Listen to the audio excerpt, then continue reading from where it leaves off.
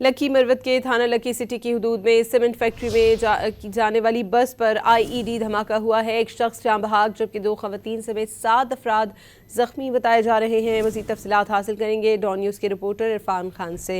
इरफान, क्या तफसीलात हैं आपके पास? जी बिल्कुल, ये थाना लकी सिटी की हदूद में लकी सीमेंट फैक्ट्री जाने वाली बस पर नावरखेल मोड़ के करीब आईईडी धमाका हुआ है। ये गाड़ी बेगूखेल से लकी सीमेंट फैक्ट्री जा रही थी, जिसको निशाना बनाया गया है। आईईडी धमाके में 7 अफराद जख्मी बताया जा रहा है, जिसको अस्पताल मुंतकिल कर दिया गया है। इनमें 2 खवातीन भी शामिल है और एक एहलकार जो है लकी सीमेंट फैक्ट्री का, वो उसको नाबालिग भी बताया जा रहा है।